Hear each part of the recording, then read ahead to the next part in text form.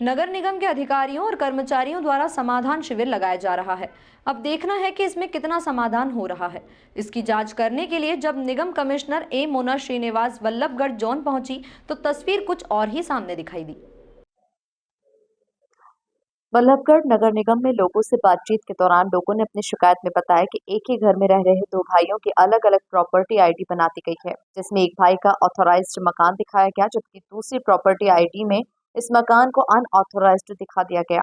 इसी तरह एक महिला पिछले काफी दिनों से अपनी प्रॉपर्टी आईडी ठीक करने के लिए घूम रही है, लेकिन उसे बार बार कार्यालय बुलाकर परेशान किया जा रहा है। लोगों की शिकायतों से रूबरू होकर निगम कमिश्नर ए मोना श्रीवास ने निगम कर्मचारियों को मौके पर ही तलब कर शिकायतों के निपटारे के आदेश दिए। इस दौरान निगम कमिश्नर ने कहा कि निगम के हेल्प डेस्क को और ज्यादा बेहतर किया जा रहा है ताकि लोगों की समस्याओं का ज्यादा से ज्यादा समाधान हो सके।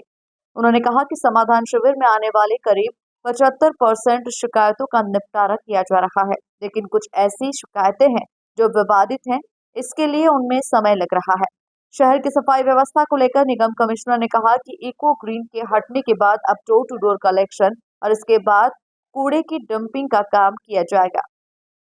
फरीदाबाद से शिवम शर्मा की रिपोर्ट। हाँ मैडम, आज पहुंची हैं बल्लभगढ़, किस तरीके की चीजें सामने नजर आई? आपने निरीक्षण भी किया है बल्लभगढ़ नगर निगम में। जो मुझे यहाँ पे लगी दो तीन चीजें, एक तो जो हमारा हेल्प डेस्क है, मैंने ज्वाइंट कमिश्नर को कहा है कि हम उसको और दुरुस्त करें, ताकि जो लोग आ रहे हैं, मैं देख रही हूँ बहुत सारों को ये नहीं पता कि कई सारे सिस्टम्स हमारे ऑनलाइन हैं और सिटीजन अगर ऑनलाइन सर्विसेज एक्सेस करते हैं तो उसको हमारे लिए भी और सिटीजन के लिए भी ट्रैक करना आसान होता है। तो एक तो पहली चीज ये है कि हम अपना जो ये हेल्प डेस्क है उसको हम IT बेस्ड कर दें, so that people can access online services. दूसरा, प्रॉपर्टी टैक्स में ऑथराइज्ड है, अनऑथराइज्ड है, कुछ ऐसी प्रॉपर्टीज हैं जो सर्वे में गलत इंटीग्रेट हो गई थी। जैसे कि आपने अभी देखा, अभी एक महिला की वही एक रिक्वेस्ट थी कि उनकी 2 प्रॉपर्टी आईडी बन गई है या गलत इंटीग्रेटेड है। ये सारी सर्विसेज भी ऑनलाइन है, लेकिन उसका फायदा कई बार लोग इसलिए नहीं पहुंच पा रहा उन पे, because they are not accessing the services. तो इस तरह के इश्यूज को भी हमने अभी मौके पे ही रिजॉल्व किया है कि जिनकी 2 आईडी बनी है उसकी 1 आईडी हम हटा दें। इस सारे काम में अभी बैठ के इनका सेम टाइम पे अभी असिस्ट करके इनके हम काम करवा देंगे। सो पॉइंट ये था कि एक बार यहाँ पर आकर यहाँ पर लोगों का क्या इश्यूज हैं, क्योंकि हर एरिया के अलग अलग तरह के इश्यूज होते हैं। जी मैडम, समाधान शिविर भी लगाया जाता है, हाँ और कोशिश ये की जाती है अधिकारी की ओर से कि लोग परेशान ना हो, उनको एक समाधान मिले। परंतु हम देखते हैं कि कहीं ना कोई चीजें ऐसी होती हैं कि लोगों को घुमाने का काम किया जाता है, क्योंकि आपके सामने भी 2 मामले ऐसे आ चुके हैं। तो ऐसे में उस चीज को किस तरीके से खत्म किया जाए, क्योंकि समाधान शिविर तो लगा रहे हैं पर तरीके से उस पर काम नहीं होता है। देखो, समाधान शिविर का अगर मैं आंकड़े आपको बताऊं तो आज की डेट तक हमारे पास I think 4th highest number of complaints हैं स्टेट में, और 71% कंप्लेंट्स ऑलरेडी रिजॉल्व हो चुकी हैं।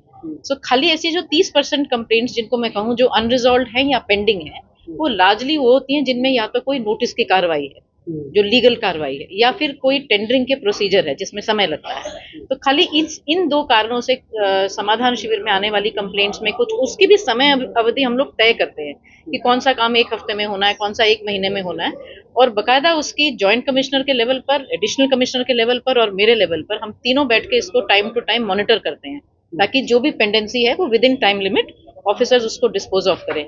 समाधान शिविर सबसे बड़ी प्रायोरिटी है इस समय, और लोगों की जो कंप्लेंट्स हैं कोशिश यही है कि उनको उसी समय जो हो सकती हैं हम सपोर्ट देके उसी समय रिजॉल्व करना है। सफाई व्यवस्था के लिए देखिए, सफाई में जब से इको ग्रीन के जाने के बाद हम लोगों ने अपनी व्यवस्था बनाई है, और अभी नया वाला टेंडर अभी हम लोग बनाएंगे जो एक लॉन्ग टर्म टेंडर होगा, जिसमें कि आपका डोर टू डोर से लेके सेकेंडरी पॉइंट तक और सेकेंडरी पॉइंट से लेकर लास्ट पॉइंट तक इसका पूरा का पूरा अरेंजमेंट किया जाएगा। क्योंकि इस टेंडरिंग में थोड़ा टाइम लगेगा, तब तक हमने अपने रिसोर्सेज हायर भी किए हैं और जॉइंट कमिश्नर को भी ऑथराइज किया है कि वो सैंक्शन पर भी जहां पर उनको लगता है कि गैप है रिसोर्सेज में, वो ये अपने लेवल पर भी हायर करके रिसोर्सेज सफाई के लिए लगा सकते हैं। यूएलबी मिनिस्टर ने पिछले दिनों बात किया था कि जो कैटल फ्री है, क्योंकि फरीदाबाद को कैटल फ्री का दावा मिल चुका है 2017 में, पर अभी भी जो आवारा पशु है रोड पर है। मंत्री जी ने कहा था कि जल्द से जल्द आवारा पशुओं पर कंट्रोल किया जाए, तो क्या उसको लेकर कोई काम हो पाया? उसको लेकर गौरव अंतिल जी यहाँ पर हैं, 1000 से ज्यादा हमारे स्ट्रे कैटल को हमने गौशाला को पहुंचाया है। इसके अलावा गौशाला में पहुंचाने की उनकी भी कैपेसिटी लिमिटेड है, तो इम्पोर्टेंट है कि हम अपनी गौशाला की कैपेसिटी बढ़ाएं। और दूसरा, जो लोग अपने गाय को शाम को बाहर दूध उसका धोआ और उसको बाहर छोड़ दे, तो लोगों से भी हम लोग रिक्वेस्ट कर रहे हैं कि आप इस तरह का काम ना करें कि आप जानवर को यूज करें और उसके बाद उसको सड़क पे छोड़ दें।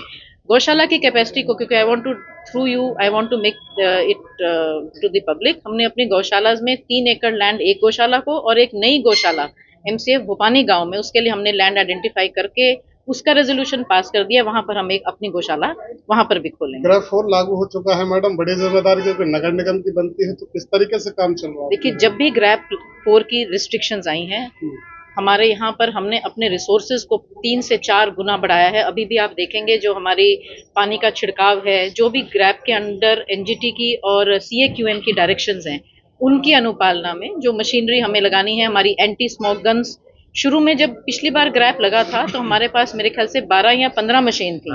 आज उसको हमने डबल करके 30 के करीब एंटी स्मोक गन्स हमारी ऑपरेशनल है।